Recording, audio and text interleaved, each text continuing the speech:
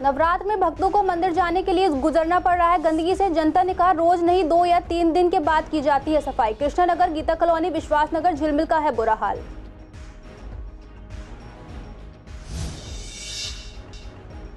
पूर्वी दिल्ली के रामलीला मंचन में हुआ रामलला का जन्म। भारी संख्या में रामलीला का मंचन देखने पहुंच रहे हैं लोग। समितियों के प्रधानों ने कहा युवाओं को जरूर देखनी चाहिए रामलीला।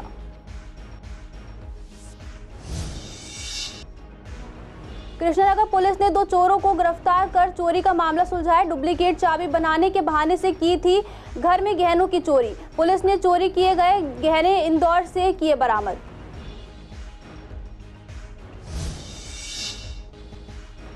बैन के बावजूद बिक रहे हैं पटाखे। पटाखों पर बैन के लिए नोटिफिकेशन का है इंतजार। कारोबारियों ने गोदाम में रखा है पटाखों का स्टॉक।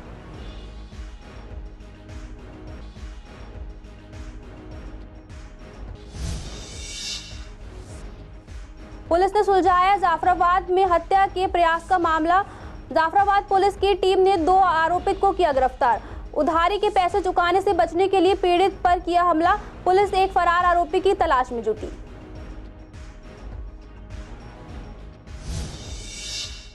नमस्कार, आप देख रहे हैं CCN लाइव। मैं हूं आपके साथ खुशी श्रीवास्तव। स्वागत है आपका हमारे खास कार्यक्रम पूर्वी दिल्ली खास में। बुलेटिन की शुरुआत करते हैं कुछ खास खबरों के साथ।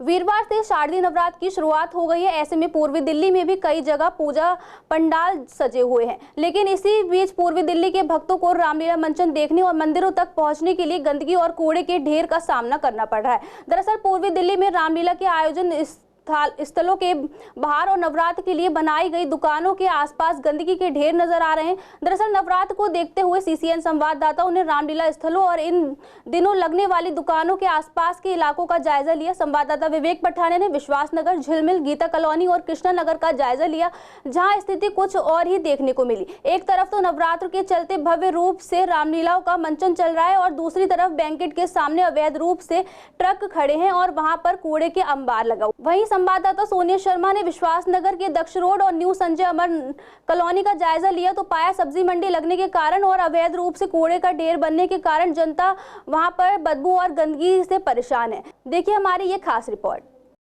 नवरात्रों की शुरुआत को लेकर आज पूर्वी दिल्ली के अंदर CCN का कैमरा देखने निकला है कि नवरात्रों में जो हिंदुओं का पवित्र त्यौहार होता है उसमें साफ सफाई का कैसे दृश्य है। इसी में CCN कैमरा आज पहुंच चुका है। गीता कॉलोनी का क्षेत्र है और जिस साइड में ही गीता कॉलोनी की धार्मिक रामलीला होती है और वहां पर आप देख सकते हैं किस तरह से ट्रक्स के नीचे कूड़ा भरा हुआ है और जहाँ तक भी जाएगा कैमरा वहाँ तक आपको कूड़ा ही कूड़ा नज़र आएगा। जिस तरह से आप कहना चाहूँगा कैमरामैन को देके लॉन्ग शॉट दे के दिखाए कि दूर तक किस तरह से कैमरा नज़र दिखा रहा होगा कि आपको किस तरह से यहाँ पे कूड़ा पड़ा हुआ है। लेकिन कहीं ना कहीं प्रशासन को ये चीज़ नहीं दिखाई दे रही है।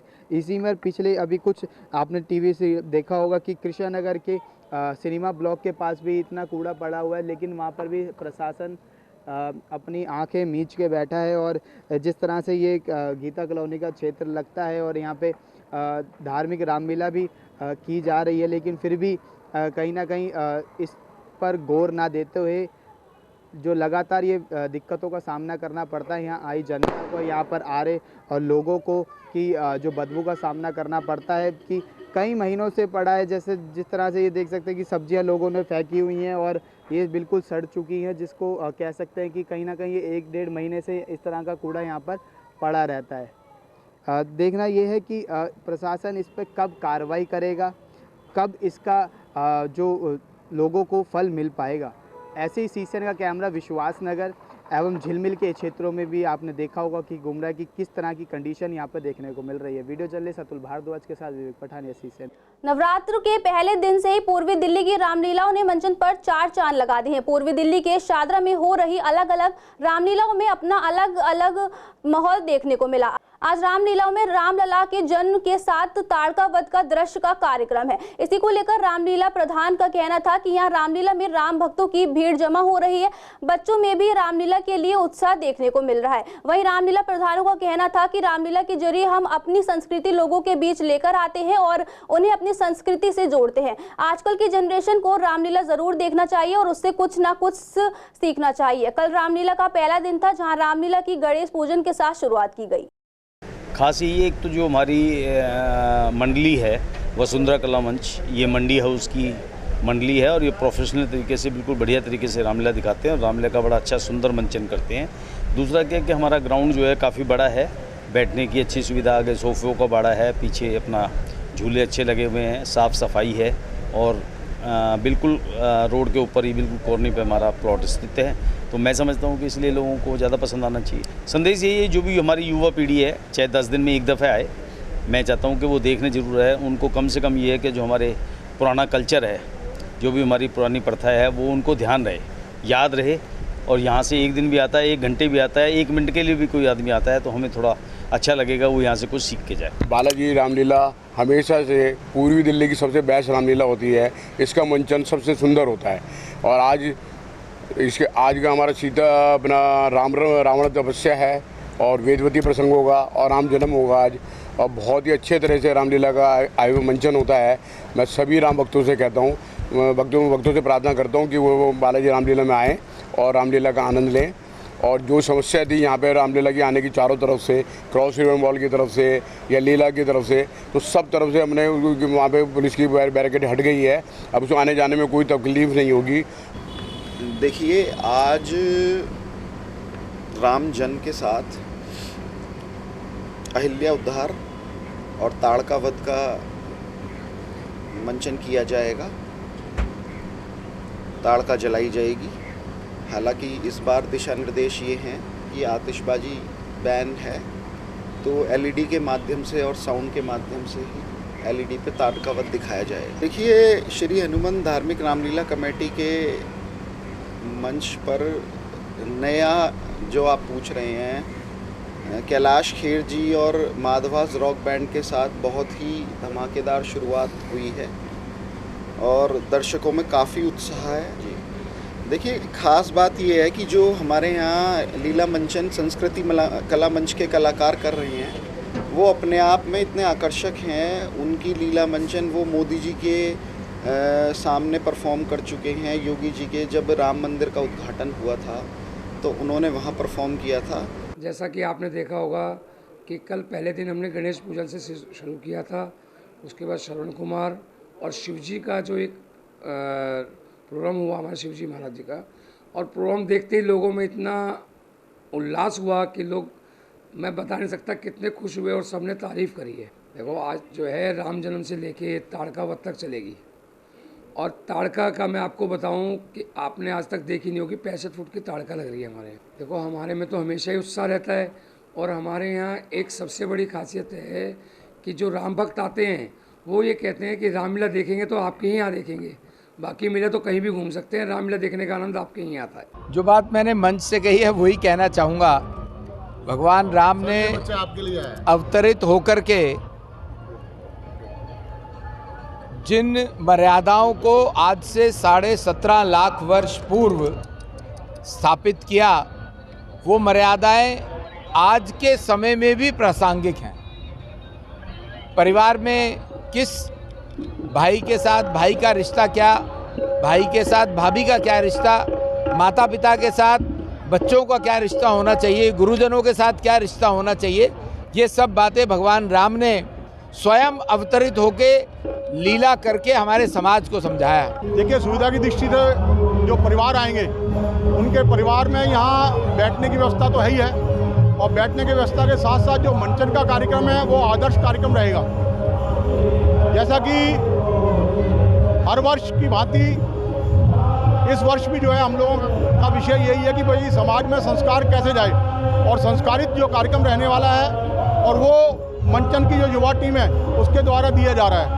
शादा जिले की कृष्णानगर पुलिस ने 2 शातिर चोरों को गिरफ्तार करके घर में हुई चोरी का मामला सुलझाया है, जिनकी पहचान सतपाल और सुरजीत के रूप में हुई है। साथ ही आरोपियों के पास से पुलिस ने चोरी के गहने भी बरामद किए। बता दें कि चोरों को पीड़ित ने चाबी बनाने के लिए बुलाया था और उन्होंने डुप्लीकेट चाबी बनाने के बहाने से सोने और हीरे के गहने चुरा लिए थे। घटना के बाद पीड़ित ने पुलिस को सूचना दी, जिसके बाद थाना कृष्णनगर में एफआईआर दर्ज की गई। मामले की गंभीरता को देखते हुए एसीपी गांधीनगर की निगरानी में इंस्पेक्टर मुकेश राणा एसएचओ कृष्णानगर के नेतृत्व में एक टीम का गठन किया गया।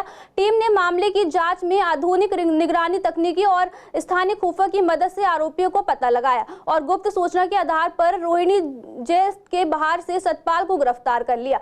जब वह अपने पूर्व सहयोगी किरण पाल से मिलने आया, सतपाल से पूछताछ के बाद टीम ने उसके साथी सुरजीत को भी महिपालपुर के एक होटल से गिरफ्तार कर लिया। सुरजीत ने पूछताछ में खुलासा किया कि चोरी किए गए गहने इंदौर मध्य प्रदेश में उसके आवास पर छिपाए गए थे, वह भी टीम ने बरामद कर लिए। बरामद किए गए गहनों में 3 सोने की चूड़ियां, 1 हीरे का मंगलसूत्र, 1 सोने का मंगलसूत्र, 3 सोने के कंगन, 2 सोने के पेंडेंट्स, 5 अंगूठियां और 1 सोने की चेन शामिल थी।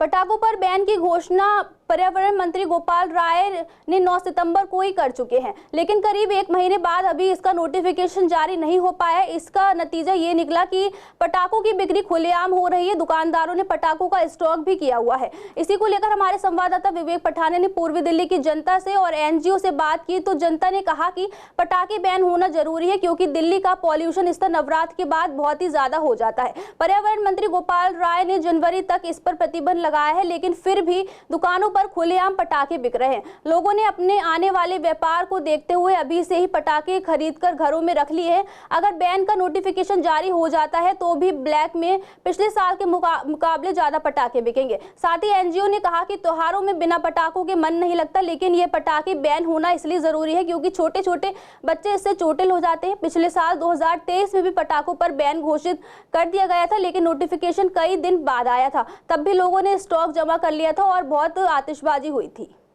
देखिए, अगर पॉल्यूशन के नज़रिए को देखें तो पटाखों पर बैन जारी रहना चाहिए, लेकिन अगर संस्कृति को देखें, जैसे हम लोगों की एक संस्कृति है कि कोई भी त्यौहार पर है, कोई भी शुभ अवसर होता है, उस पर पटाखे चलाए जाते हैं, तो सरकार को जैसे वो ग्रीन पटाखे चले थे पहले, अगर इस तरीके की कोई भी चीज़ निकलती है तो उसको आगे बढ़ाना चाहिए। और पटाखों पर बैन तो मैं कहता हूँ ठीक है, क्योंकि हम लोग जैसे देखते हैं दीपावली के दिनों में बच्चों को हम लोग जब कोई ना कोई चीज़ डिस्ट्रीब्यूट करते हैं तो बच्चों में सांस लेने की प्रॉब्लम आ जाती है। तो उस वजह से देखें और हालात देखें, अगर नज़रिया शहरों का देखें तो दिल्ली शहर को देख के हम लोगों को लगता है कि पटाखों पर बैन जारी रहना चाहिए। नहीं, आम पब्लिक के हिसाब से लगभग 70 से 80% ऐसी पब्लिक है जो आजकल बैन चाहती है। सब मूव ऑन हो रहे हैं, क्योंकि बच्चे छोटे छोटे बच्चे हैं, बड़े हैं, सबको पोल्यूशन के लेके इतनी तकलीफ़ हो रही है आजकल कि हर बच्चे को किसी को कोई दिक्कत है पोल्यूशन के, हार्ट में दिक्कत आ रही है, किसी को खांसी, किसी को जुकाम, छोटी छोटी बीमारियां उत्पन्न हो रही है। तो हम तो चाहते हैं कि सख्ती से पोल्यूशन को लेकर बैन का फॉलोअप हो और आगे भी यही सरकार का निर्णय रहे। देखो, ये तो सारे दुकानदारों के साथ ही है कि हर बार स्टॉक रखना और बाद में उसे साइलेंटली जो 30% लोग हैं जो नहीं चाहते कि बैन लगे, वो तो खरीदेंगे। इसमें ही उनकी बचत है। स्टॉक भर के रख लेते हैं, बाद में वो ज़्यादा पैसों में बिक रहे हैं बैन के बावजूद भी। ये गलत है और इसमें पुलिस की इन्वॉल्वमेंट है। और पुलिस अगर चाहे, जितने भी गोदाम उन लोगों ने बनाए हैं वो पुलिस उसको नष्ट कर सकती है। नहीं, 100% बैन होना चाहिए। सिर्फ ग्रीन पटाखे जलें जिनका पोल्यूशन ना हो। जाफराबाद पुलिस थाने की टीम ने जाफराबाद में हत्या का प्रयास का सनसनीखेज मामला सुलझाते हुए 2 आरोपियों को गिरफ्तार किया है। गिरफ्तार आरोपियों की पहचान दीन मोहम्मद और मोहसिन के रूप में हुई है। दरअसल 28 सितंबर को थाना जाफराबाद में माता वाली गली में एक व्यक्ति को चाकू मारने की सूचना मिली थी। तुरंत एक पुलिस टीम मौके पर पहुंची और पीड़ित को जग प्रवेश अस्पताल ले गई, जिसे कई चाकू के घाव के कारण जीटीबी अस्पताल में रेफर कर दिया गया। बता दें, आरोपियों ने पीड़ित हिमायून पर इसलिए हमला किया ताकि उन्हें कर्ज की रकम देने से बच जाएं। बता दें, पीड़ित आरोपियों को 2 लाख रुपए उधार दिए थे, लेकिन बार बार अनुरोध के बाद भी वे पैसे वापस नहीं कर रहा था। जिसके बाद एक आरोपी ने पीड़ित हिमायून को माता वाली गली में पार्क के पास बुलाया। जैसे ही पीड़ित बताए गए स्थान पर पहुंचा, दीन मोहम्मद ने अपने साथियों के साथ मिलकर पीड़ित पर चाकू से कई बार हमला कर मौके से फरार हो गए। जिसके बाद पुलिस टीम ने आसपास इलाकों में लगे कैमरों की सीसीटीवी फुटेज की पड़ताल कर और खुफिया जानकारी इकट्ठा की। मिली जानकारी के आधार पर टीम ने छापेमारी की और मुख्य आरोपी को गिरफ्तार कर लिया। बाद में उसकी निशानदेही पर टीम ने दूसरे आरोपी को जाफराबाद मेट्रो स्टेशन के पास के इलाके से गिरफ्तार कर लिया। हालांकि पुलिस मामले में शामिल तीसरे आरोपी और अपराध हथियार को पकड़ने का प्रयास कर रही है। स्वर्ण सिनेमा के पास बने फ्लड डिपार्टमेंट के नाले से जुड़ी 60 फुटा रोड पर बनी मार्केट की कई गलियों के सीवर 2 महीने पहले बंद कर दिए गए थे। इसका कारण ये था कि फ्लड डिपार्टमेंट के अधिकारियों ने मार्केट के सीवर को नाले से कनेक्ट होने पर आपत्ति जताई थी। अब सीवर का पानी नाले में जाने के बजाय गलियों में बह रहा है। मार्केट के प्रधान गजराज सिंह ने बताया कि इस गंदे और बदबूदार पानी के कारण दुकानों और गलियों में रहने और काम करने करना बहुत मुश्किल हो गया है। खासकर बरसात के समय में समस्याएं और बढ़ गई थी। बार बार शिकायतें करने के बावजूद अभी तक कोई समाधान नहीं हुआ, जिससे व्यापार पर भी काफ़ी असर पड़ रहा है। हमारी जो सबसे बड़ी मेन समस्या है, जो पांडव रोड का जो नाला है, जो ये 4 खंबे से लेकर के और सीधा सोरन टागिज का जो मेन नाला है उसमें डल रहा था। ये आज से नहीं, बहुत पहले से डला आ रहा, 20-30 साल से जो है। अब इन्होंने पिछले 2-3 महीने पहले फ्लड डिपार्टमेंट ने क्या किया, जहाँ पर हम खड़े हुए हैं यहाँ पर इस नाले को आगे के लिए बंद कर दिया और दीवार लगा दी नाले में, और दोनों साइड के नालों में दीवार लगा दी उन्होंने।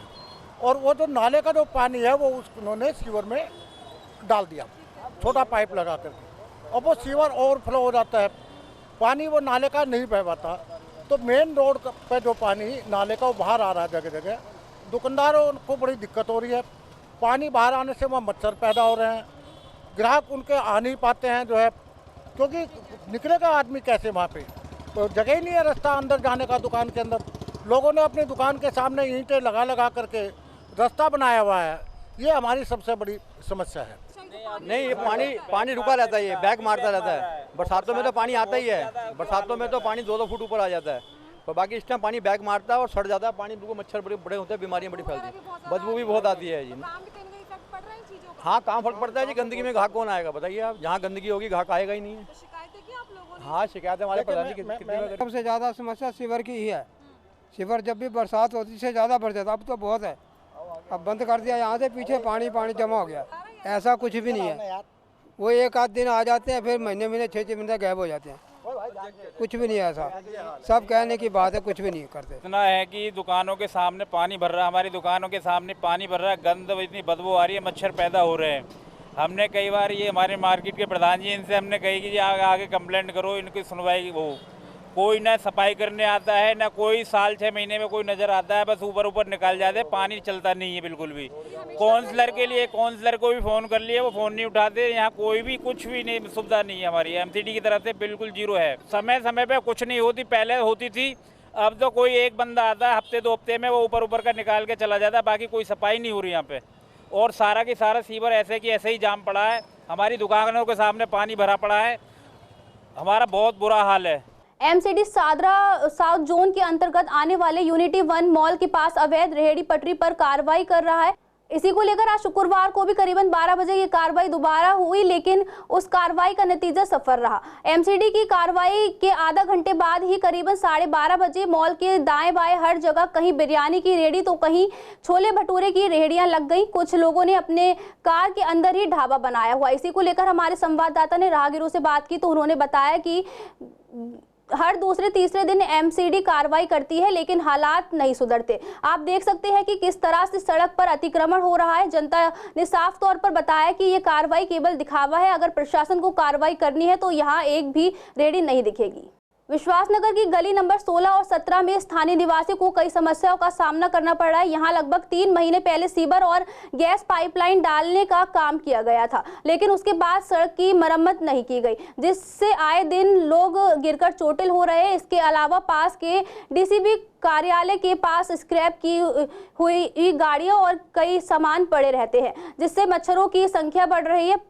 पेड़ों की कटाई न होने से पेड़ इतने बढ़ गए हैं कि उनकी शाखाएं घरों के अंदर तक पहुंच रही हैं, जिन पर कीड़े और बंदर घूमते हैं। गली में गंदगी के कारण मच्छरों का प्रकोप बढ़ रहा है, जिससे स्थानीय लोग बीमार पड़ रहे हैं। इस पर स्थानीय निवासियों का कहना है कि उन्होंने कई बार एमसीडी से शिकायत की है, लेकिन अब तक कोई समाधान नहीं हुआ है। प्रशासन की अनदेखी के कारण लोगों को इन समस्याओं का सामना करना पड़ रहा है। यहाँ देखिए टूटा हुआ पूरा फर्श पड़ा हुआ है, कोई गंदगी रहती है, यहाँ कोई कूड़ा उठाने वाला नहीं आता और नहीं आता, पूरा फर्श टूटा हुआ पूरा यहाँ। ये लाइन हाँ नहीं, सीवर और गैस पाइप की भी डाली हुई थी, गैस पाइप वाली भी, वो भी फिर ऐसे खोद के चले गए एकदम ऐसे। ये 2-2.5 महीने हो गए, 2-2.5 महीने से हो गए। नहीं बनवाया नहीं है, नहीं कुछ नहीं होता है, नहीं कटिंग कुछ नहीं होती है। शिकायत तो बस की शिकायत में हाँ। मैं यहाँ पे मैं इनको कई बार कंप्लेंट की, यहाँ से कूड़ा उठवाया, पहले यहाँ पे काफ़ी कूड़ा इकट्ठा हो रहा था, जब उन्होंने उठाया। अब ये डंपर पर पड़ा हुआ सामान पड़ा हुआ है, कागज़ पड़ गए। अब बीमार हो जाते हैं रोज़। कभी पिछले साल लड़कों को डेंगू हुआ था, अब मेरी वाइफ को डेंगू हुआ है और मैं भी दिखा के आया हूँ डॉक्टर को, ये अभी टेस्ट करके आया हूँ। सड़क की हालत ये 3 महीने पहले मैंने एक एप्लीकेशन लिखी थी, सीवर लाइन बनती तो सीवर लाइन उन्होंने रामनिवास गोयल जी ने पलटवा दी थी। उसके बाद में गया, हमने उनको रिपेयर नहीं कराई और मैंने उनके रिपेयर के लिए कई बार गया, वहाँ हमीश बैठते हैं, उनको कहा भी था, उन्होंने जेई से भी बात कराई थी कोई चीज़ से ठेकेदार हो, वो बोले एमसीडी वाले करेंगे, ना एमसीडी वाले करते ना होता गैस लाइन, वो कहते गैस लाइन पाइप लाइन डाली, गैस की लाइन पाइप लाइन, गैस की पाइप लाइन डालते, कोई भी नहीं करते। यहाँ बुरा हाल है, देख लो, आप देख लो यहाँ पे 15-20 कट्टे मलबे के कह के डलवाए हैं, यहाँ पे तो बहुत बड़ा गड्ढा था, मच्छर पैदा हो रहे हैं बेहिसाब। आप सो रहे हैं, आप घर में खिड़की खोल के सो नहीं सकते, एसी खोलोगे तो बदबू आती है बाहर की, सीधी खींचते हैं, यहाँ पे सामने कूड़ेदान बना हुआ है, सीधी बदबू सीधी घर में कहते हैं। अब पेड़ की कटाई के लिए मैं एप्लीकेशन पूरी गली में सबसे 20-25 जनों से लिखवा के दे के आया था और सबसे मिश्रा पंडित जी भी साइन थे, सबके साइन थे और सबके साइन थे। उन्होंने वहाँ पे बात, उनका फ़ोन आया वहाँ से कि अभी कोर्ट की परमिशन नहीं है हमारे पेड़ काटने की। अब ये पेड़ों के हाल आप देख लो, घरों के अंदर घुसते हैं, घर में चाटे काले घूमते रहते हैं। यहाँ पे व्यवस्था ये है कि कुछ भी व्यवस्था नहीं, एक तो सफाई हमारे यहाँ बिल्कुल नहीं होती और ये सीवर और गैस की लाइन डाली गई 2 महीने पहले डाली गई थी। एमसीडी में कई बार कंप्लेंट कर ली है, कोई भी किसी को सुनवाई नहीं हो रही। सबसे बड़ी समस्या ये हो रही है कि मच्छर पैदा हो रहे हैं, छोटे छोटे बच्चे गिर जाते हैं, स्कूटर मोटरसाइकिल वाले गिर जाते हैं, कई लोगों से भी लड़ाई हो जाती है। हाँ, डीसीपी ऑफिस में भी पूरा कूड़ा पड़ा हुआ है, वो भी यहाँ कुछ सब व्यवस्था नहीं है। भाई साहब ने कंप्लेंट भी कर रखी है, कोई व्यवस्था, बीमारी ज़्यादा, मच्छर पैदा हो रहे हैं ज़्यादा, सबसे ज़्यादा मच्छर हमारी इस एरिया में ज़्यादा हमको लोगों को है। कटिंग नहीं होती, बिल्कुल नहीं हो रही। लोगों को अपने 5 लाख वाहनों को इसलिए स्क्रैप में देने के लिए इसलिए मजबूर होना पड़ रहा है कि उनकी उम्र पूरी हो चुकी है। दिल्ली सरकार ने 10 साल पुराने डीजल और 15 साल पुराने पेट्रोल के 5 लाख और वाहनों के पंजीकरण को रद्द कर दिया है। पूर्वी दिल्ली के लोग सरकार के इस फैसले से दुखी, उनका कहना है कि सरकार को इसका कोई विकल्प तलाश करना होगा क्योंकि इनमें से बहुत वाहन ऐसे हैं जो बहुत कम चले हैं लेकिन लोगों को अपनी गाड़ी स्क्रैप में देनी होगी। इन्हें मिलाकर अब तक ऐसे वाहनों की संख्या 59 लाख के पार पहुंच चुकी है। कुछ लोगों ने कहा कि सरकार को उसका अल्टरनेट निकालना चाहिए जो गाड़ी बिल्कुल सही है, उनका फिटनेस देखकर उनको और बढ़ाया जाए ताकि गाड़ी को स्क्रैप में ना देना पड़े, क्योंकि पेट्रोल की गाड़ी की 15 साल और डीजल की गाड़ी की 10 साल की वैलिडिटी है। अगर गाड़ी की फिटनेस अच्छी है तो उसको बढ़ाया जाए ताकि उसे स्क्रैप में ना देना पड़े। वहीं एक व्यक्ति ने यह भी कहा कि इस फैसले से हम सहमत हैं क्योंकि पॉल्यूशन भी कम होगा। देखिए जी, इसमें ऐसा है, सबसे पहली बात यह है कि जो इंडियन लॉ है मोटर व्हीकल को लेके, उसके अंदर जो उसकी एज है वो ऑलरेडी मेंशन होती है, आपकी आरसी के ऊपर मेंशन होती है जिसकी वैलिडिटी तब तक है। उसमें अगर लगता है कि भाई आरसी कैंसिल की जा रही है, अगर अपनी आयु जो उसकी आरसी की वैलिडिटी है उससे पहले कैंसिल हो रही है तो गलत है, उसके बाद तो ऑलरेडी कैंसल्ड है। उसमें कैंसिल किया जाना शब्द कैसे आएगा मुझे नहीं पता, but it is already cancelled. ठीक है, हिंदुस्तान में जहां तनख्वाह 15,000 रुपये, हम उसको अमेरिका की सैलरी से कंपेयर नहीं करेंगे, इंडियन रुपीज़ में कन्वर्ट, यूजुअली हम क्या करते हैं इंडियन रुपीज़ में कन्वर्ट करते हैं जी, वहाँ 2 लाख की सैलरी है, वो भी $5,000 ही कमा रहा है, वहाँ के हिसाब से $5,000 कमा रहा है, हम यहाँ पे 15,000 रुपये कमा रहे हैं। मगर हमारे यहाँ पर जो एक कॉस्टिंग है या प्राइजेस हैं वो इतने हाई हैं। अब कोई कहेगा जी 5,000, 5 पंजे 40, वो तो 40,000 रुपये कमा रहा है, 40,000 नहीं है, वहाँ के खर्चों के हिसाब से है ही 5,000, राइट। तो उस हिसाब से क्या होता है कि यहाँ पे जो परचेजिंग पावर है वो कम है, कॉस्ट इतनी ज़्यादा है, प्राइसेस इतने ज़्यादा हैं कि परचेजिंग पावर कम है। इसमें ये है कि अगर मेरे पास अगर गाड़ी जो मैंने मेंटेन करे बहुत बढ़िया रखी हुई है, उसको अगर 15 ईयर्स हो भी रहे हैं तो सरकार को ये देना चाहिए कि अगर उसमें कोई पोल्यूशन नहीं कर रही है, वेल कंडीशन है, अच्छा है, तो उसको आगे बढ़ा देना चाहिए। अब इतना हर इंसान के पास पैसा या फिर बैंक बैलेंस नहीं होता कि वो दोबारा उसको नया ले सके। अभी क्या है कि 15 साल उसने उतनी यूज़ भी नहीं करी, खड़ी खड़ी में ही वो अपना क्या है कि टाइम पूरा हो रहा है, बट वो ना तो पोल्यूशन फैला रही है, ना कुछ एक्स्ट्रा जो भी होते हैं पोल्यूशन टाइप से कुछ भी वो नहीं कर रहा है। तो उस केस में गवर्नमेंट को ये सोचना चाहिए कि उस चीज़ को ना थोड़ा टाइम देना चाहिए कि अगर गाड़ी कंडीशन सही है, वेल कंडीशन में है, तो आप उसको डेट आगे कर दें। इम्प्लीमेंट तो करना चाहिए। कमर्शियल गाड़ी जो चलती है उसको डैमेज कर सकते हैं, मगर प्राइवेट गाड़ी तो इतनी चलती ही नहीं। उसकी रीडिंग देख के या कुछ देख के कुछ ना कुछ सोल्यूशन निकालना चाहिए गवर्नमेंट को। सजेशन तो देखो जी, गाड़ी की फिटनेस देख के जाके दोबारा रीरिन्यूट करा सकते हैं, भाई जैसे दोबारा नाम चढ़ा दें, जैसे गाड़ी कंडीशन वगैरह है, मगर एकदम ख़त्म करना तो जायज़ नहीं है। नहीं, वो कमर्शियल गाड़ी तो बेशक ख़त्म कर सकते हैं, वो चलती है, मगर प्राइवेट में करना सही नहीं है क्योंकि इतनी चलती नहीं है, इतना लोड आज की डेट में 7-8 लाख से कम कोई गाड़ी आती नहीं। आज के लिए पूर्वी दिल्ली खास में इतना ही। देखते रहिए CCN।